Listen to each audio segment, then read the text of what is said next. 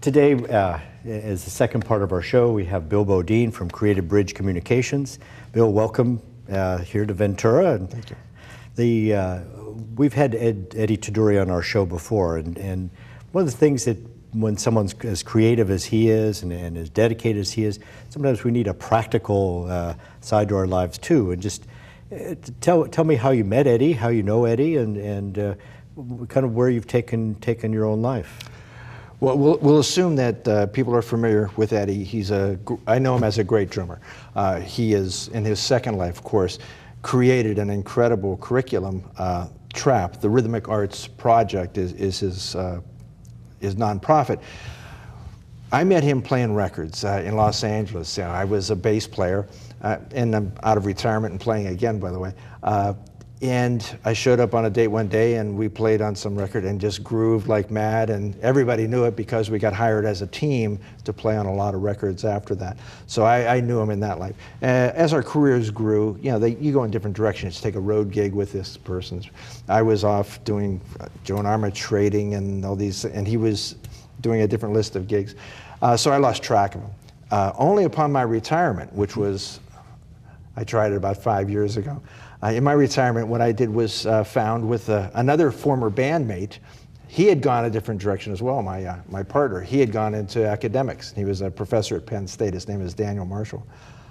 Upon my retirement, we decided we were going to put a nonprofit together with the mission to bring music-based programs to kids with special needs.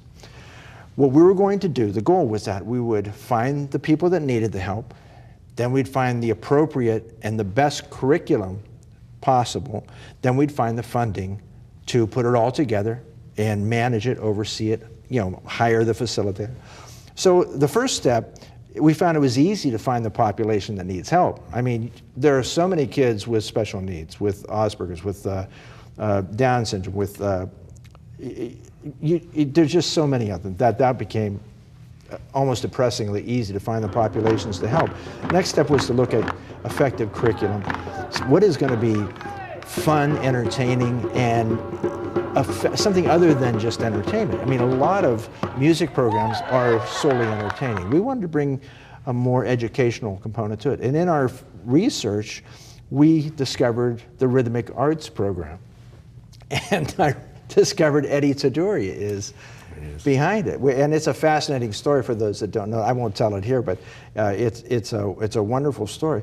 But we found this to be a really effective curriculum. And so that's what we do. We populations, or people that teach special needs kids. Autism is very, very much in demand for, they want programs for them. They contact us. We select the appropriate curriculum. In the programs we have running in Los Angeles and in Ohio right now, it's been mostly an autistic population. So the TRAP curriculum is the perfect choice. So we've been using that program. And then we go and find the funding to make it happen. And the funding is, of course, to buy drums, and it's to salary a facilitator that we train. Well, Eddie usually trains them directly. And then we oversee that. We manage that project. We collect data all year because we want to have scientific evidence of the effectiveness. We all know in our hearts, I think, that so many people feel that music is an effective educational tool and it's an effective intervention. But in this day and age, feeling it in your heart just doesn't, it's not enough. I mean, people want to see, they want to see more hard facts. And so we're really determined to run programs in such a fashion that we could accumulate data to make a more scientifically based argument for the validity and the effectiveness of the programs. So, well, certainly socially, just learning how to share for a child with autism and having that drum is a valuable thing, and that you have to stop sometimes, and they start picking up some social skills, but there's also the counting and learning the colors, but it also gives them a tremendous sense of well-being. They have the same sense and needs that we do, a sense to want to be loved and to accomplish things. So how do you go about quantifying that? Well, we have a third party has developed a series of questions that we ask the facilitator, that's our guy in the classroom, that they ask their classroom teacher and they ask their parents. What effects are they seeing? Are they seeing this effect? Are they seeing this result? And to what extent?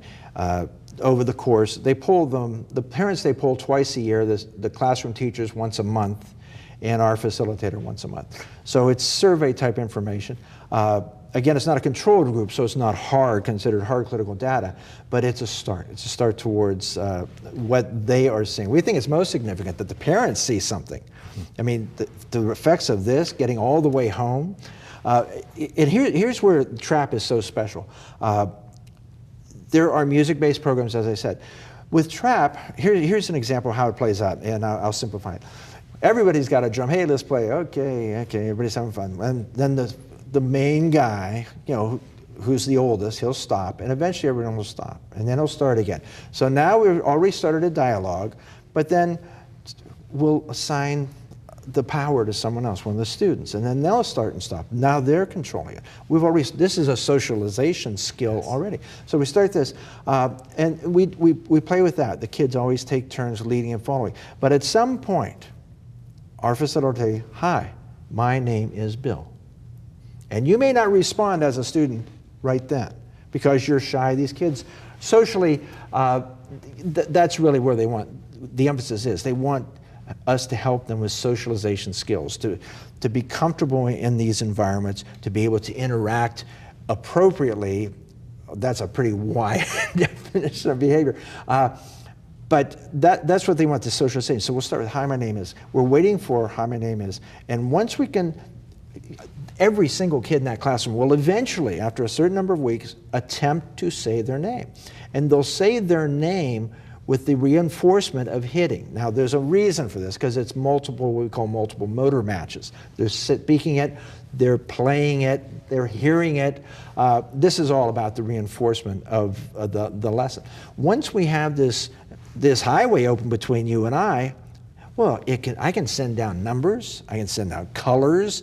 If your classroom teacher says she wants you to know your address, whatever they want us to work on, we can enhance the in-class experience through the use of this really fun interaction. And that's what's fascinating, what's so special about the Rhythmic Arts program. So yeah, we're going to be doing this at Sierra Linda School. We're starting in October 3rd. We're bringing in Eddie. It's taken me a year to get through the school districts and so forth, because there's a lot of resistance because of the lack of what they expect. We have a fundraiser coming up September 28th where you'll be playing behind Tata Vega and Rosemary Butler. And I'm going to come out of retirement. I'm playing trumpet on that, which is one of my retirement pastimes. And the TRAP Online is always available in terms of making donations. How do you go about raising funds to help support this? We seek funding from, traditional sources. We do a fundraiser back in Ohio. Again, that's one of our home bases because I grew up in Youngstown, Ohio. But we seek small foundations and family foundations, and we're having some success, and I'll tell you why. A lot of smaller foundations have trouble finding projects that are within their community, that we can put within their community, where they want, that are moderate of expense, which we can put programs together for a pretty moderate sum.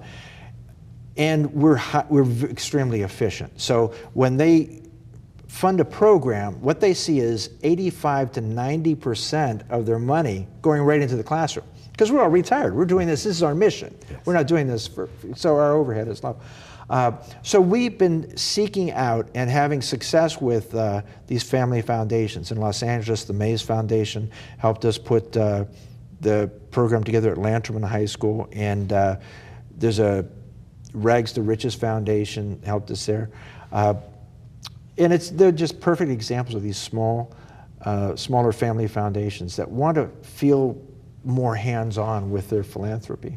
So what happened to your big expense account, your first class on the jet, the limo? So really, to me, this is as much a superhero is giving this much back to the community, looking at this part of our lives as giving back. How did you get there? You're, as a rock and roller, I'm from a family. My family has always done that. My sister founded a 4-H program for the reason of bringing the joy that she experienced with horses to kids that couldn't afford it. My mother was a school teacher. She was always proactive, always in what was going on with the teachers at the time. But in addition to that, she's one of those teachers that would stay the extra hours, that would just felt that in her heart, and it just happened. I don't know, it's just in my heart and the heart of the guy. There's so many people, as you know, that are out there that really are more than happy to help bring joy or bring help to people that need it. They're there. Sometimes all they need is an invitation and maybe just a little bit of direction. Hey, this is specifically what we need. There's a lot of people out there. One of the things we do is we bring in young people. A lot of them are graduating from college looking for those teachers' jobs, and they need something on their resume because those teachers' jobs aren't quite there yet. We have them work with STAR or Cal Psych Care and really pick up some skills in terms of working with autism, working with those families. Is there a way for new college graduates, or how would someone go about volunteering and helping you out? Sometimes giving me a volunteer only doubles my work, and I'll be happy. What we have need for are people with in-class experience with these populations. So we would direct someone just out of college to go volunteer to work with these kids with autism as much as they could, so that they get experience in that environment, because it's a unique environment. Mm-hmm. And then they would be eligible to be trained to be one of our facilitators at one of our locations. We can do that. And any help that any of them wanted to give us on running the business on the day-to-day would be more than welcome. We do a lot of grant writing, we do a lot of follow-up. We need internet help. We need people that speak that lingo that would help raise our presence on the internet. Any modern communications techniques. I'm an old guy, I'm not up on the new stuff, so we could really, we're ripe for that. Someone to come in and create a presence for us and help us along in our work. Well, thank you so much. Again, you have a cape and fly around our state and helping our developmentally needy different children. So Ventura, it's time for you to get moving, help this Facebook thing going. Let's get some fundraising and get moving.